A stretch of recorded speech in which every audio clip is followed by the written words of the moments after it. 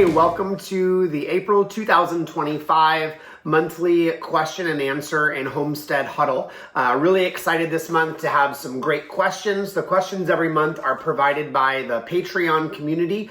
So I'm so grateful for you guys, your monthly just support and the questions and the awesome interactions that we have there on Patreon. That is the platform that I use now for homestead mentorship. So for those of you that are wanting more hands-on monthly classes, you don't want to necessarily go to agricultural or horticultural school, or you don't want to do a permaculture design course, this is a great alternative to learn at your own pace. So think of it kind of like classes on demand with a growing library every month. So thank you so much for those of you on Patreon.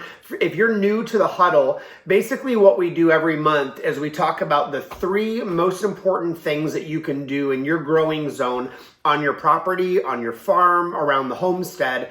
And then we jump into pretty common questions that take place that are month specific around the farm and around the homestead. Now, the reason why I started doing these online was because I realized the need for it in my own life. That was really how I got started doing the blog articles that have the monthly to-do list. Those are free on PermacultureFX.com. It was a way for me to hold myself accountable.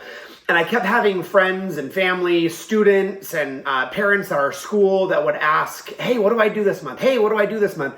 And I just got tired of answering the questions. So I was like, all right, I'm just going to publish this because it holds me accountable. And it also gives others that are in a similar growing zone or in a similar lifestyle doing homesteading the ability to kind of follow along, where we can be like iron sharpening iron, learning from one another, and kind of going on that same journey. So I know a lot of you guys are in different growing zones. Now, the reason why we're able to kind of group them together into 2 basic growing zones is there are so many similarities, even on the time frames within those zones. So our cold climate zones, USDA zones 3 through 8, there's about a 2, 3, 4 week difference in there between those regions. I remember being like, growing up in Michigan versus Kansas City, it was about 2 weeks earlier in Kansas City that we would start seeing the green growth and the flowering bushes and that sort of thing. Sometimes a month if it was, crazy. But by and large, the time frames were really similar. The tasks are very, very similar. So whether you are in zone 9 in California or zone 10 in Central Florida, our tasks every month are very, very similar. Now, yes, there are going to be some nuances with every growing zone. There's nuances in Florida. I mean, we have 4 or 5 different growing zones all in one state. So of course there are nuances. So I always recommend connecting with someone local, tapping into local knowledge. But honestly, we're kind of all on the same page or very similar pages. So what we do with these huddles is I kind of group together 3 through 8, group together 9 through 11, and then you can really kind of determine for yourself what's going to be, the best fit for you and your farm and your homestead. I'm going to take a drink of my matcha today. I'm not doing coffee this afternoon, believe it or not. It's so good. So before we jump into those tasks, the reason why I actually started doing the huddle every month was because I started realizing the need on farms, in homesteads and families, just to get on the same page. So often, we walk by, whether it's with our friends or a spouse or a coworker on the farm or a volunteer, and they say, oh, we need to prune da-da-da-da-da, or we need to weed this flower bed. Oh, we have to seed that pasture. And a lot of times we say those things in passing, but I forget, it's so easy to just go, oh yeah, you're right. And then we move on with our lives. And sure, I take a note on my phone, but I don't purposefully enough sit down and go, what do we need to do? What is our action plan? What are the most important things that we need to do? And I started learning about doing these huddles from my friends up in Traverse City, Michigan. And we would get together every Monday morning and we would do just a short 20-30 minute huddle. Now, granted, every month we would do a much longer 1 or 2 hour huddle of what's going well on the farm. What do we need to work on? How do we go a little bit deeper? What are some things to keep on the radar? You know, we would go deep, we would whiteboard it out, we would make task lists and that sort of thing. But even for a family, if you sit down for 20 minutes a month, or you listen to this, YouTube video 20 minutes a month or 30 minutes a month, just get on the same page. And it helps keep things running smoothly. It keeps the task list in front of us and it keeps our priorities straight. So hopefully these are helpful to you. So let's jump in now with the top 3 things. If you can only do these tasks in USDA zones 3 through 8 or in 9 through 11, you're still winning. We'll get into the Q&A in just a minute, but I mean, there's so many things that you can do every month, but I would say these are the top 3 from my perspective that are by far the most important. So if you're in those cold climate growing zones, spring has arrived. Now, if you're up in Michigan or Wisconsin, you have like first spring, second spring, third spring, then real spring. And you're kind of, at that third spring. So you could probably still get some more snow or whatever up there. But by and large, you are in the springtime season. So the first thing that I would recommend doing for those colder climate zones is getting your cold season crops outdoors in stages. Now, I don't ever recommend planting all crops all at once. The reason for that, most people do not want to harvest all crops all at once. Now, when I want radishes, I don't want all of my radishes ripe in 1 week. I want to stagger that over 4 weeks, over 6 weeks, over 8 weeks. So that way I can enjoy them and I have fresh all the time. So I highly recommend, not just for harvesting reasons, doing the staggering, but also for security. So if you put out some seedlings, for example, and you're in Kansas City and you get a cold snap and it kills everything, well, you've still got your backup ones. You have 2, 3, 4 more flats or trays that you can still bring out and you haven't lost your entire crop. So whatever it is, highly recommend staggering the planting of those. So number 1 is getting your cold season crops out. Number 2, start transitioning your nightshades. So you're starting to bring those trays out of the greenhouse, out of the polytunnel, out of your sunroom, out of the garage, from the sunlights, or the plant lights, and bring them outside for a couple hours during the daytime. Now, you want to kind of ease them in with a couple different things. Number 1 is the sun exposure. Sun exposure outside is very different than your hottest grow lights inside. So make sure to leave them in the shade first for a day or 2. Bring them back inside at night so they don't freak out. Bring them back outside for another day or 2 in a little bit of sun and graduate them into full sun over the course of 2 or 3 or 4 weeks.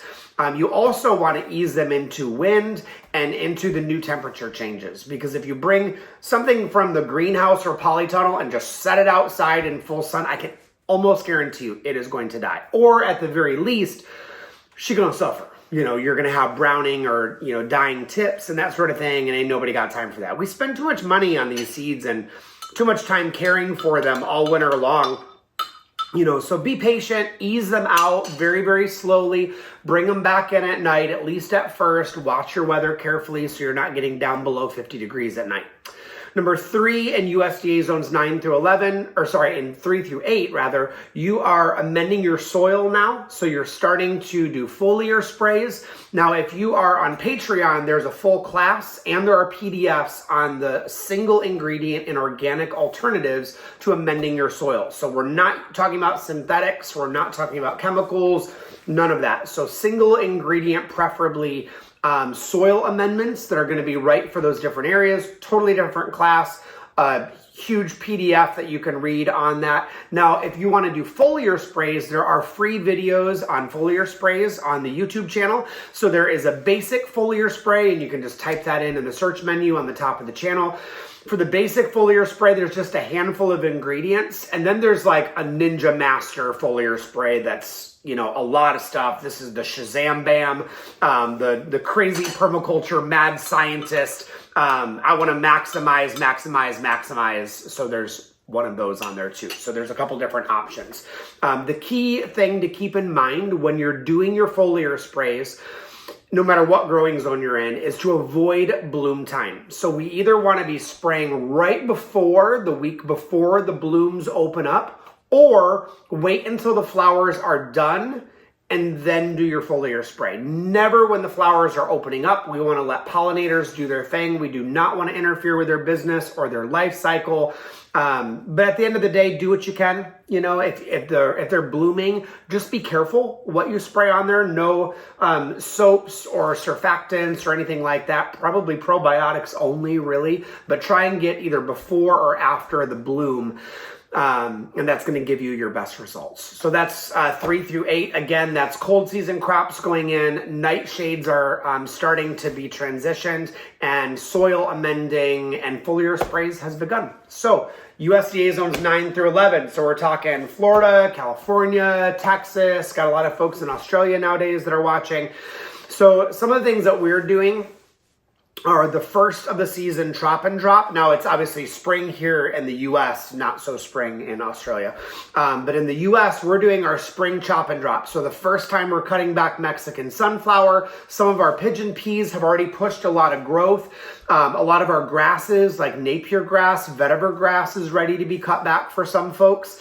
Some of the cassias, winter cassia, are ready to be cut and trimmed. Now remember, when you do chop and drop, you need to make sure that you bury it, not just throw it on the ground. Because if you throw it on the ground, you're going to get the biomass, you're going to get the carbon, but the nitrogen is going to be released back into the atmosphere. We want that sequestered in the ground. So when you chop it, drop it, just cover it up with a little bit of wood chips or a little bit of mulch or a little bit of straw. Just cover it up so that way that nitrogen goes back into the ground where we want it and feeds that microbial life. So the second thing that we're doing is we're topping off compost and mulch everywhere, whether that's on the annual vegetable beds, it's in the food forest, wherever. Perennial beds, annual flowers, natives, everybody getting compost, everybody getting mulch and wood chips, topping it off for the season, because we're going to be coming into growing season or rainy season soon. So I want that mulch in place and ready, so when rainy season comes, it can do its job. I don't want to be playing catch up on a lot of that stuff. So the third thing that we're doing in USDA zones 9 through 11 is we are planting our sun hemp. We're planting super tropicals like mangoes. We're doing avocados. This is the key window. So for fruit trees and berry bushes, mangoes, avocados, strawberry trees, soursop, all those super tropical things, this is the ideal month to get them in the ground. That's going to allow you, months and months and months before November, December, January, February, when it gets cold. This allows them to root in, get established, a good healthy root system, good healthy uptake, so that way they're going to stand their best chance over the winter. So this is your month. If you've been waiting, when do I plant avocados? When do I plant mangoes? Yesterday, beloved. Let's get on this. Now, in the annual vegetable world, in Florida and California, we kind of taper off a little bit in the summer months. So there are definitely things that you can grow in the garden, of course, over the summer. Your okras and cowpeas and that sort of thing. Personally, from pretty much end of April, May, June, July, 1st of August, I cover all annual vegetable beds in sun hemp, and I just let it grow. It'll get to be 9-10 feet tall. And then in August, I chop it, I drop it, I bury it, let it decompose for a little bit. And then I have built so much soil and so much nutrients and the microbial life in my annual vegetable beds. When fall comes, you've got really rich soil. And so if you're wanting to do sun hemp as a cover crop and you're in Central Florida, South Florida, this is your time to do sun hemp. And know that it's not in the regular hemp family. It's actually a bean, pea, and legume. Juncea crotalaria, I think is the botanical name of it. So this is the time to do sun hemp. It's also the time to do sun hemp in pastures. This is the biggest month, probably 1st of April through mid to end of May, this is like the prime season if you're a farmer to be doing pasture maintenance. So you're doing a lot of the spring pasture mixes. So it's, if you got your stuff from greencovercrops.com or you got it from Hancock Seed Company, this is really when you're doing your no-till drill. It's the pasture health month. A lot of our grasses are going in, sun hemp is going in, beans, peas, legumes, cowpeas, clovers. It's all going in, right now. So if you are a field, person, someone who's maintaining pastures, this is your springtime to be able to do that and get it really growing before the crazy season. Now on the homestead, here's the fun part, is you can still do fun seed mixes even if you don't have pastures. So what I do every springtime is I make 2 jars. I clean out my seed collection, which I know for some of you, it's been like 4 or 5 years, so it's time.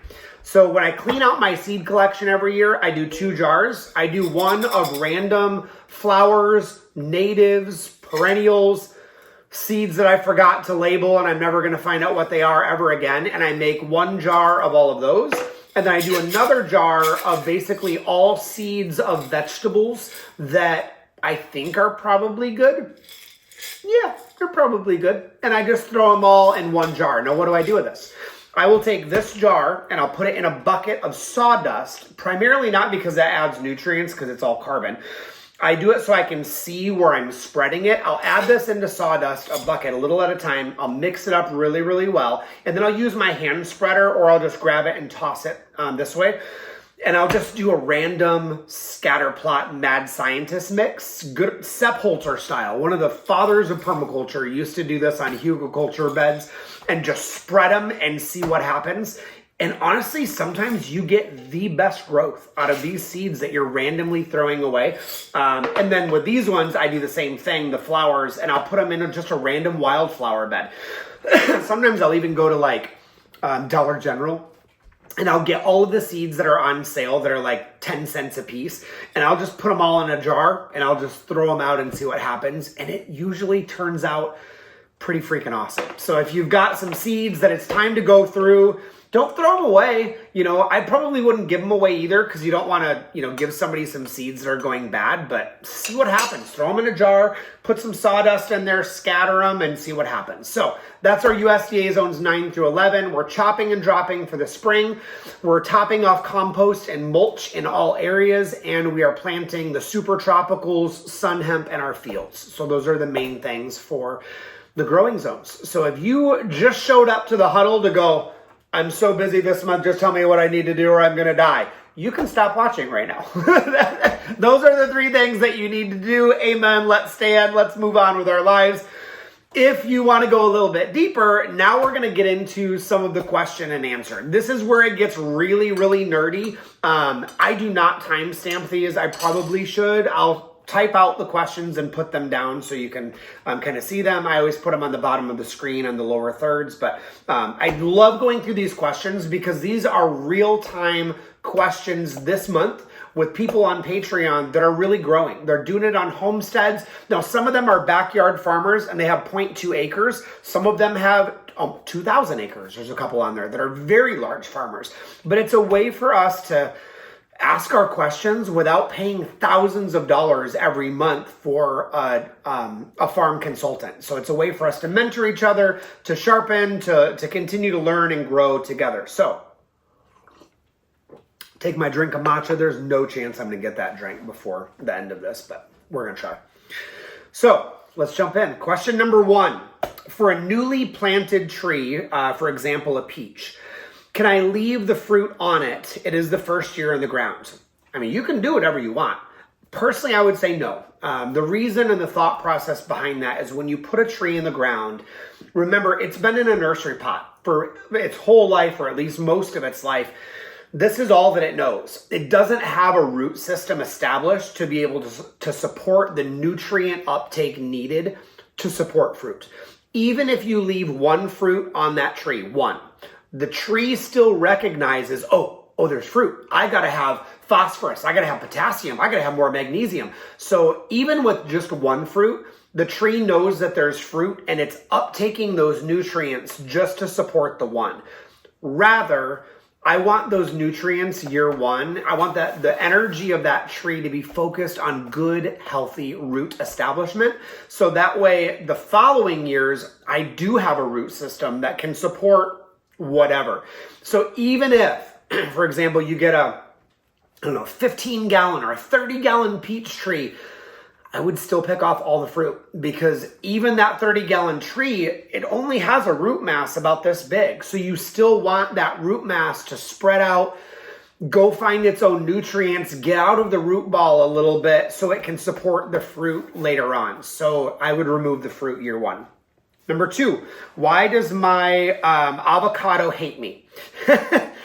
They're so fussy. So first of all, I want to talk about avocados grown from seed, from the pit. Most of the time, and I'm not saying that's what this person did, most of the time people get an avocado from the store, and that's usually going to be a Hass avocado or one of those nasty Florida avocados, the waxy, watery, gross ones. The Hass avocado is a terrible rootstock. It does not grow well. It takes 8 to 12 years to get your first fruit if it's grown from seed, and you're almost numerically, you are not going to get the same fruit or a similar fruit than what you planted. It's going to be a hybrid of whatever else. So practically, I don't really grow a lot of avocados from seed unless it is like a Florida avocado, one that is from my region, and I know it's got a good root stock.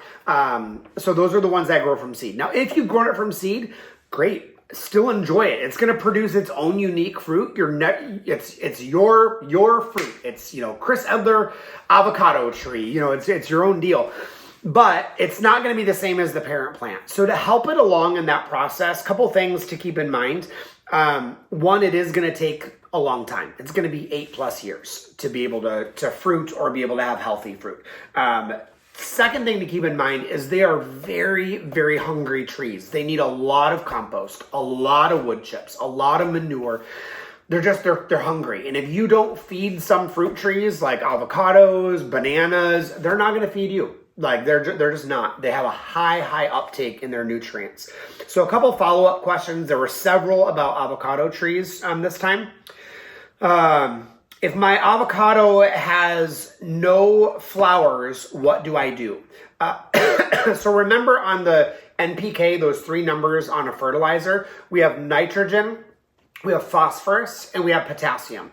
So it's going to be green, flower, fruit. So if you're not getting green growth, you want more nitrogen. If you're not getting flowers, you want more phosphorus. If you're not getting fruit, you want more potassium. So you got to find where is it lacking. So if you're lacking in flowers, you're getting a lot of green growth every year, but you're just not getting the blooms, then try increasing your phosphorus levels in there. So bone meal would be a great choice. So phosphorus levels would be the one to introduce on that.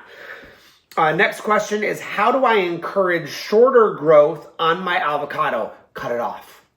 I don't love avocados being 20, 30, 40 feet tall, because I am not going to climb a ladder 30 feet tall into the air and go pick avocados. I'm just not going to do it. I mean, I could have all the best, and I've had all the best intentions in the world, and I just don't. I grab the ones that are close or that I can get with my fruit picker, but that's really about it. So for me, about 12, 13, 15 feet tall on an avocado is pretty much it. Some of them 15 to 17 feet, but I top them off every year, let them grow really thick down at the base so they're more evenly harvestable and easily harvestable for you. Great example of that is how we did the avocados at a natural farm in Howie in the Hills. So Luke and Sonia cut those back, or their staff cuts them back still every year to about 13 to 15 feet. Tall. Last question on here is, I'm getting lots of flowers and no fruit. Kind of goes back to that NPK thing. So if you're getting the flowers, you have good nitrogen, you have good phosphorus. No fruit is more potassium. So add some of that potash to that. So let's go on to question number 3. How do I get a 2-year-old loquat to branch out more? Again, this goes back to topping your trees. Not all trees need to be 30, 40 feet tall. And loquats are definitely ones that I'm not climbing. I'm just going to grab what is close to me. So when those trees are 3, 4, even 5 feet tall, I'm really utilizing that time to snip the tips. So when you have a branch structure, a tree like this, you got a little bit of growth here at the top. Usually what I'll do is I'll snip the very top of that off, leave a few leaves down here at the bottom for photosynthesis, and allow it to grow up. So I never want to remove all of the leaves because that's going to, there's no photosynthesis. That's risky. Now, can a tree rebound? Yeah, usually they will. But the first thing that I'm going to try and do is just snip the tip and see if that helps branching out. I typically will always look for nodes. So if I'm going to be snipping here, I want to make sure that there are live leaf nodes that are down here because I don't want to, have a big empty stem down there at the base. What do I do if snipping the tip doesn't work? I would wait for a month or two, see if you start to see some new bud formation. If you don't, feed it some nitrogen, pee on the tree, add blood meal to the ground, fish emulsion, do a fish emulsion foliar spray. Wait for a month or two to see if you get some new growth. And then if you don't, then you can always snip it a little bit lower. Question number 4. Fruit, tree, and berry recommendations for shade. Oh, I love this question. So if you're in zones 3 through 8, so my backyard when I was in Kansas City for 17 years, I had a lot of shade. But I will say, even in the shade, gooseberries, not the same as Florida gooseberries. Gooseberries, the real gooseberry, grows amazing even in full shade. Currants, both the red and the yellow and the black, grow really, really well. Lignan berries grow great.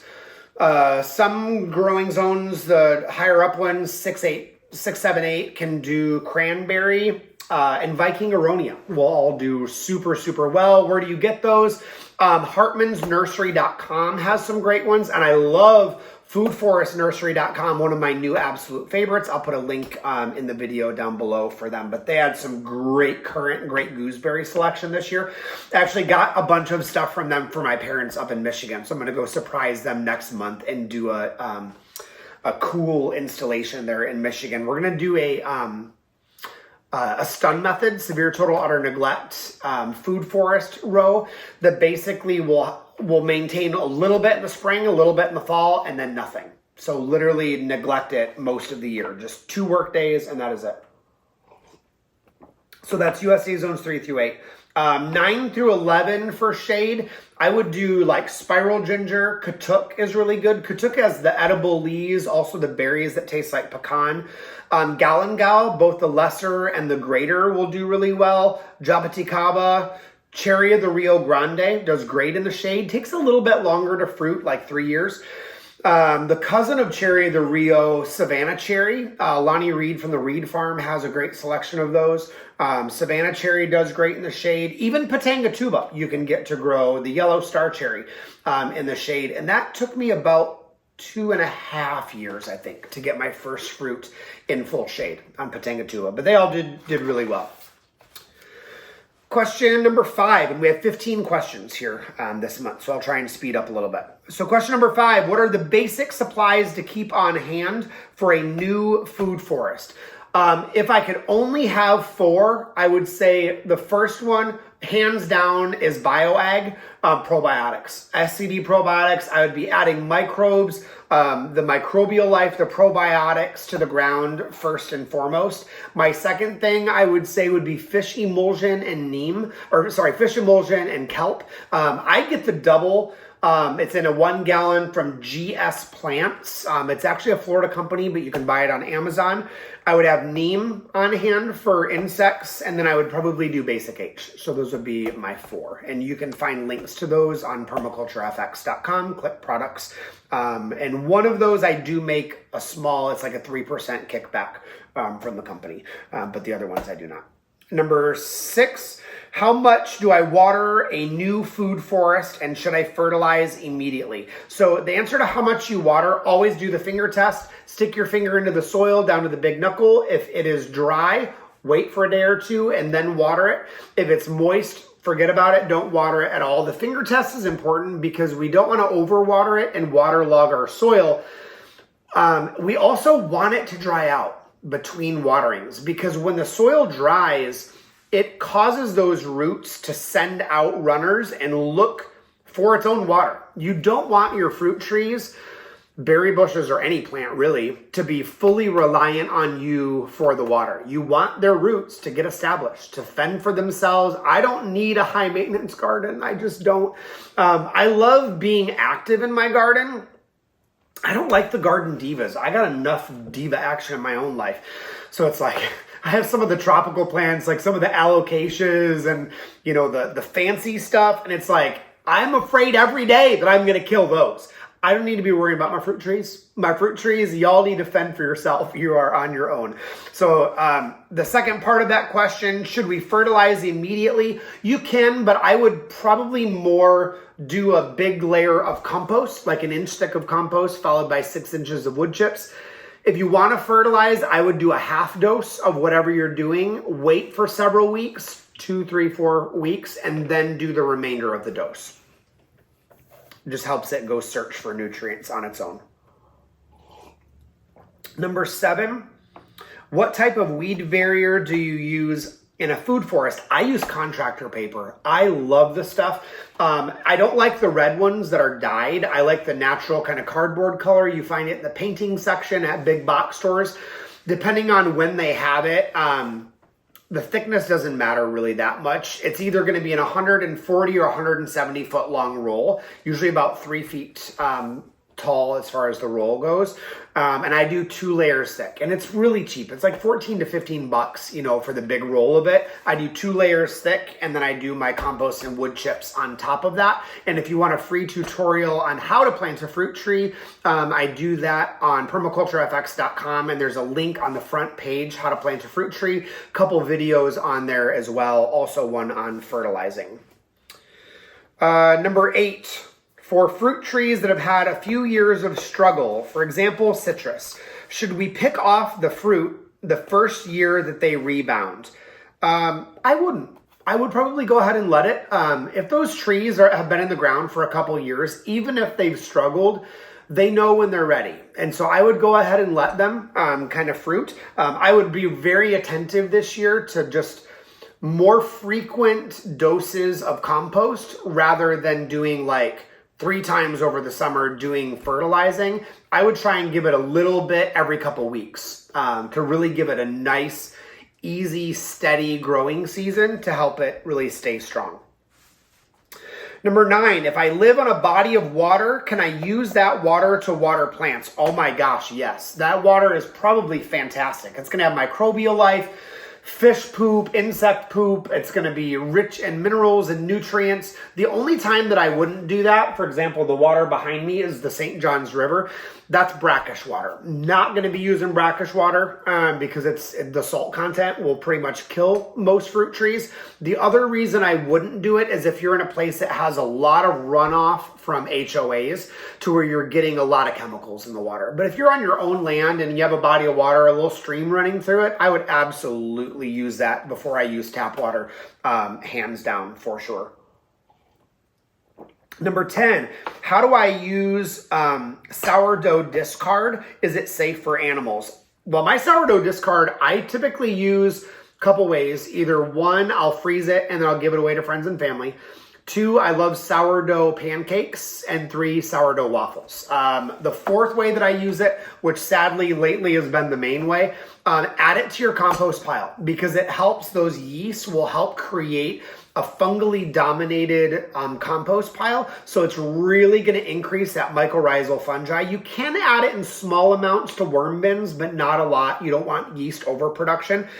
And no, I probably would not feed it to animals. There's probably too much yeast in there that is going to kind of make their system go a little bit haywire. So I probably would not be doing it with animals. Number 11, how do we tell if a propagation from cutting is successful? Take my little paintbrush here. Scratch test. So always, if you're trying to see if something is alive, scratch. If it's green, it's still good. Leave it alone. Let it go. Now on propagations, I will say the thing that I have done the most to make them fail is I water them too much. They like moist soil. They don't want water every day because it'll actually cause the cutting to rot. What they want every day or even a couple times a day, mist the tops. And that will massively increase your success, or even like tent them and then just don't water them. Like keep it tented. And if there's moisture up top, you're totally good to go. Keep them in full shade. So for those of you like me, if you propagated mulberries 2 months ago, they're still in full shade. I'm getting ready this week to start graduating them into part shun over the next couple of weeks. That was ridiculous. But I'm not going to put them in full sun for probably 3 weeks. So they're really slowly getting eased in. And now I'm starting to let them dry out between waterings because I want a lot of root establishment on those. And also the person who asked that, I did see your picture. I think they're still good. I would do the scratch test. And if they're brown, cut it off with your clippers. I saw that picture on Patreon until you get to green stem and then just stop there. But it looks like they're coming back, even though it's really low. Number 12, how to plant ground covers from seed. It's hard. It just is. The easiest ones for ground covers besides grass are like your clovers. Clovers are really, really easy to do from seed, especially if you water them every other day for the first week or 2 weeks until you get the first true set of leaves, not the cotyledon, the first little fake set. That first true set of leaves, if you water it every other day, clover does awesome. A lot of other ground covers are hard. So if you're in the Midwest, like sweet woodruff, for example, so hard from seed. You're better off doing it from cuttings or from roots or rhizomes and going at it that way. In our climate, the bigger, the more popular of the ground covers are like the sunshine mimosa, perennial peanut, frog fruit.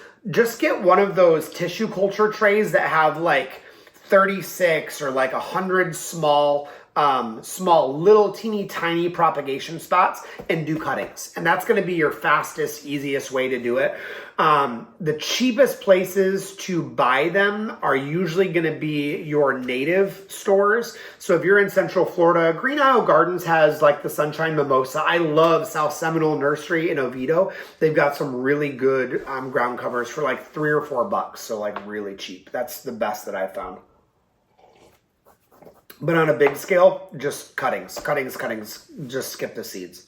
Number 13, 3 more questions. Number 13, I bought a new plant, I can't read my own handwriting, from a nursery, and it's already dying in the pot. Help, what did I do wrong?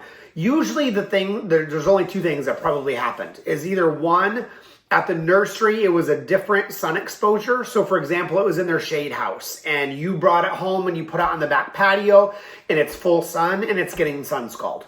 So that's very, very possible. The second thing is that, remember at nurseries, they are watering once or twice a day. So there's continuous moisture. And usually when we get them home, we're so excited, sometimes we forget to water. And so that's probably, it's either water or sun exposure. Those are usually the 2 reasons they struggle.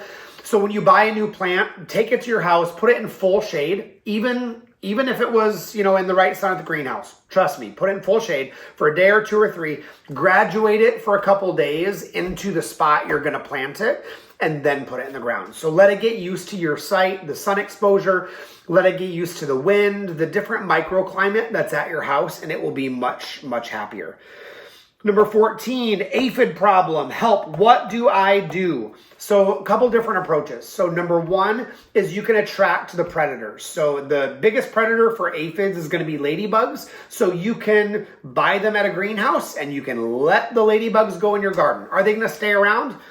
Well, as long as there's food, if there's a lot of aphids, they'll stick around. When the aphids are gone, they're probably going to leave. But that's the best usually way to get rid of them really quickly. It's like $10, $12, at a greenhouse, most of them to buy the predators. You can get them on Amazon as well. I've had kind of 50-50 luck on that. Sometimes there's a lot of dead ones that are in there, but it's an easy and fast way to do it. Second thing you can do is plant things that are going to be the host plant for the predators. So for aphids, I would do things that attract ladybugs. So yarrow is a big ladybug attractor. So plant things that are going to bring in those predator insects and they'll take care of it. The third thing that you can do is kill the farmers. So aphids are basically farmed or helped by ants. So usually if you have an aphid problem up here, you've also got an ant problem very, very close by. So take care of the ants and that will also help take care of the aphids. The last thing is spray with soapy water. You know, that's kind of the last thing. I do basic H, 1 teaspoon per gallon in a sprayer, and I'll do my spraying that way, wait for an hour or two, and then I rinse everything off, and that usually takes care of it. Last question, number 15, and then I think we're about done. Number 15 is, what is my personal latest garden experience, my greatest success lately, and my greatest failure? I would say greatest success for me, practically is upsizing. I'm doing a lot of upsizing right now. I've had a lot of fruit trees because I've been in the moving process that needed bigger pots. So I think I've done really well at looking at the ones that are root bound and giving them the next size up. I'm just usually really bad at that. So I think I've done really well with that. I'm also doing well this spring, not with this particular drink, but making teas and tisanes out of stuff in my garden. I had so many tea plants and things that I could be eating and whatnot, and I always just forget. You know, it's like I have all the tea plants, I just forget to make tea. So I've done really well this month, I think, in particular, of like every day I'm going out and I'm harvesting 2 or 3 times a day, and I'm making tea out of something. My biggest failure this month, oh gosh. So lately, the peacocks here are so bad. Y'all know Fox, you've seen him on all the other videos.